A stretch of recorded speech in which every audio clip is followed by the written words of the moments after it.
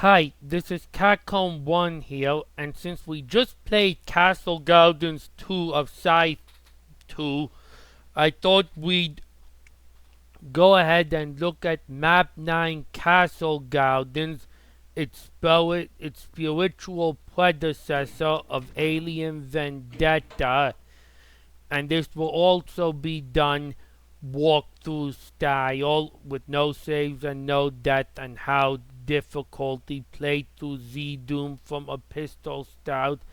And I actually just got a bit of an idea of why Eric Elm may have named the Scythe 2 level Castle Gardens 2, in that it is not necessarily directly inspired by this level, but in a way it is an inverse of this level, and I'll explain that towards the end of the video.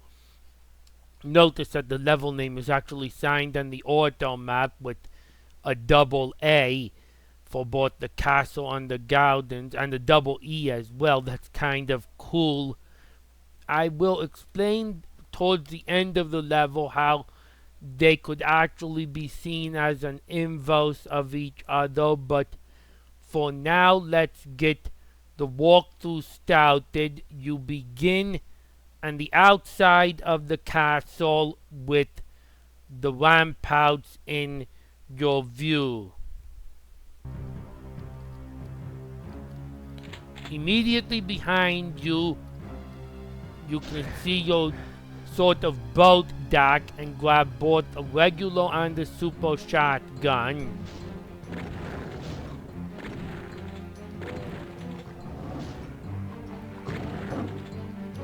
Now we must fall into these pits because those demons and specters that we must kill in them.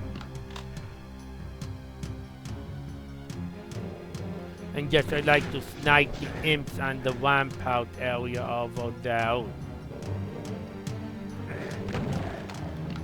Actually, the whole specters. Now, on our way out of this pit, one of our secrets will open up.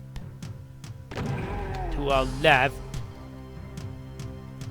there's a chain gun on side, and when you emerge onto this upper area, before going right, which takes you back to the main area, go to the left to pick up a mega ammo. By the way, if you want to see a walkthrough of Alien Vendetta, I am willing to do one, but I will reserve a right to save as frequently as every 20 minutes and split the video if I desire. So just let me know if you'd be interested in seeing a walkthrough of this WOD. Behind the door we enter the castle and have a couple zigzags, and I'll be about out here. There's a revenant and a bunch of zombies. In my practice, I let the zombies get in the way of the revenant some because, well, it looks like he went the other way this time, so we'll have to kill the zombies on our own. Oh well. In my practice run, he fired at me, which hit one of the zombies and provoked some infighting.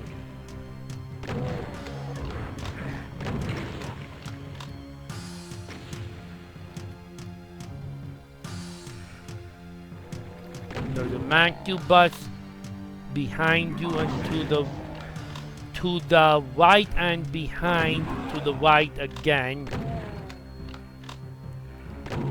Yes, watch for chain gunners that might come out of this center area. Don't run into the center area. Now here's more imps on the castle rampart that we didn't snipe off. And there's also a red key which you could have seen from the starting area, but this is how you pick it up. We don't need this green ammo right now. collect these boxes of rockets. And from the way we entered, I stayed, keep right again, and deal with all these imps.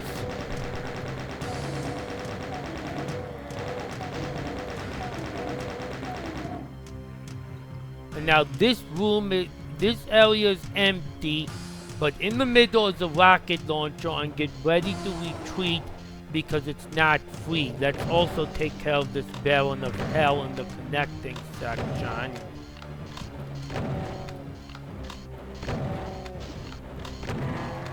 Now get this rocket launcher and retreat right away, because 4 Mancubi spawn in.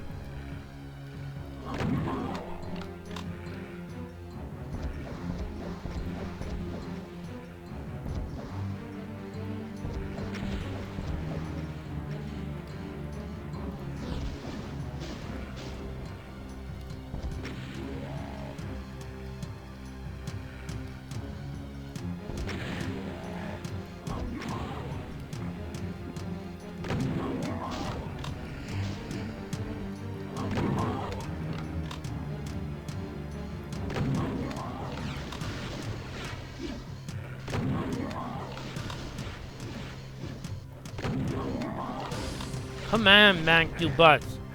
Should be dead already. Yes, there's actually a blocking line at the ends of these tunnels, so that demon is stuck. But we'll continue through the tunnels and there's more demons.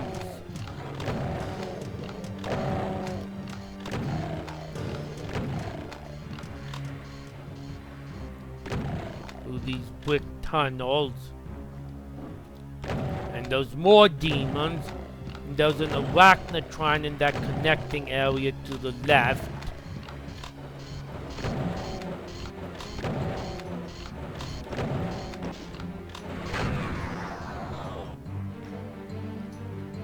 And we made a full circle, or sort of a circle.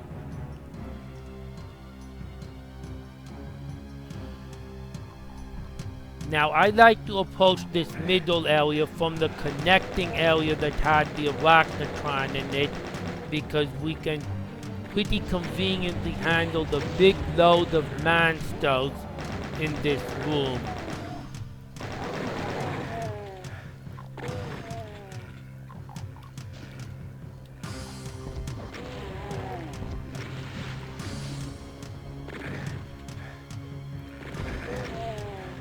Watch your ammo, I am really low on ammo. I need to run out and grab some and hope I don't get picked off. The hardest monster to get is the chain gunners in the middle here, where the bloodfall is. I got lucky they're both dead already. Thankfully, once we clear this room, we'll be much more comfortable on the ammo front. And see this mismatching wall? Behind it is a berserk pack. We can refill our health. And also, this secret door opens up somewhere when going around the circle, and behind it is some more health. And there's a third secret in this room. Approach where the chain gunners are from the back and run straight into the bloodfall to grab a BFG 9000. Oh yeah. And we're gonna use our one-shot 40 bullets from it that we have. Notice that megasphere over there. And now notice 5 of these torches are orange. One of them is green. Press a green torch and it lowers a small lift in the tunnel here, which you have to be pretty fast to make it down on time. Oh, well, we're not going to use the BFG and the 3 lost souls. But now we'll have the BFG selected before we use this lift, because it's possible that that mancubus could be point blank in front of us, in which case we BFG rush him. Grab that supercharge. Sorry if I called it a megasphere earlier. And another box of shells. Yeah, that would have been some good, that secret would have been some good stuff to have when we were dealing with this room, but I'd like to have the BFG for that mancubus. And by the way, you can see that arachnotron on the left. We will get there later. For now, we have done everything we can outside of the red key door, so this is the red key door. It's not marked as needing a red key, but it is the red key door. And there's a Keiko demon on either side.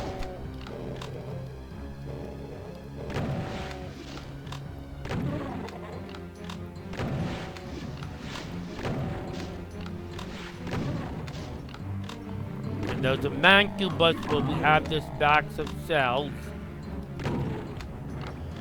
Now, while that's about, well, I only have 3 rockets. I'm not gonna be able to. As soon as they get the box of cells, they give it to you for a reason.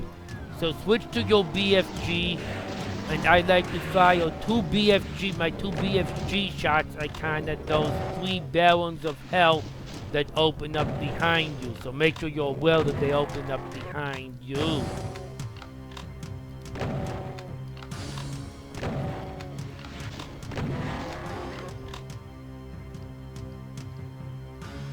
There's an out vial in this room, thankfully with no corpses nearby to resurrect.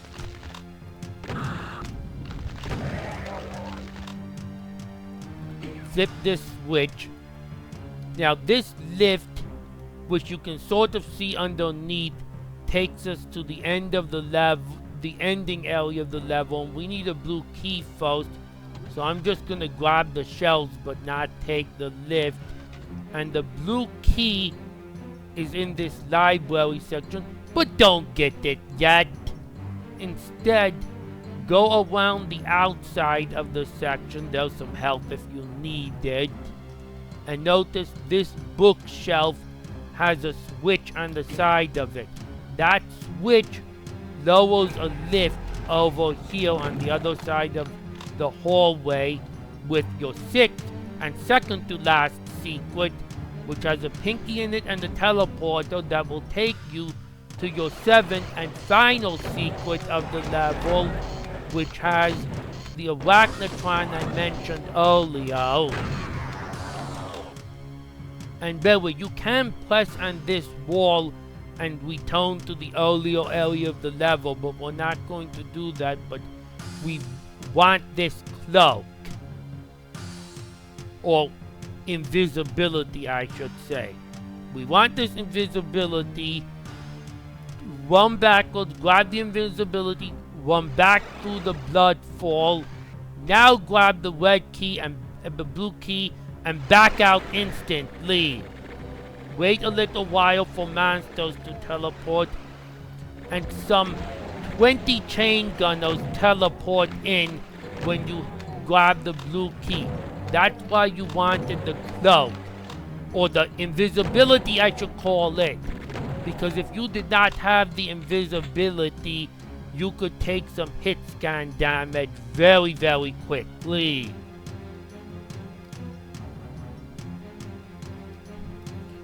And now, we will follow this.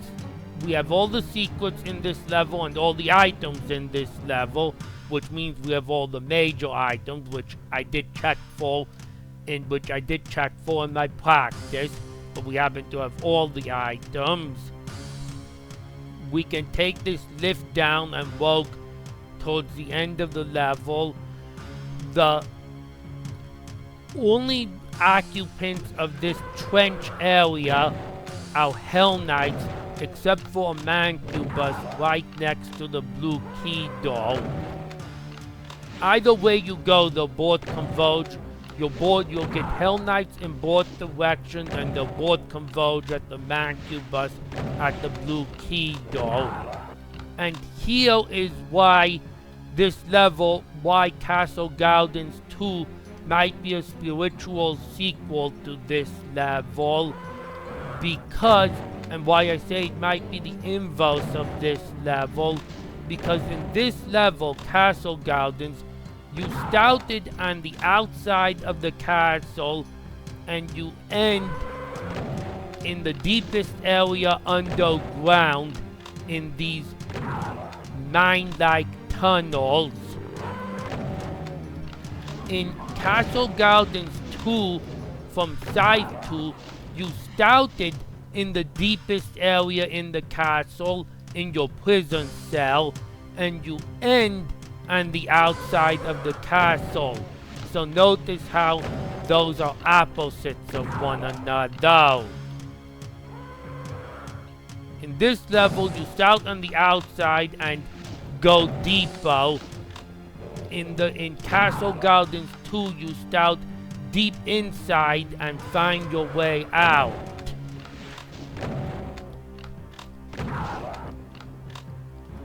And it will turn out that the only weapon other than the berserk we have to use against this mancubus is the chain gun that we haven't used all that much recently. So it's no surprise we built up ammo for it. Now this blue door, this is the exit hallway. It is not marked as an exit, and it does not look like an exit, but it is the end of the level.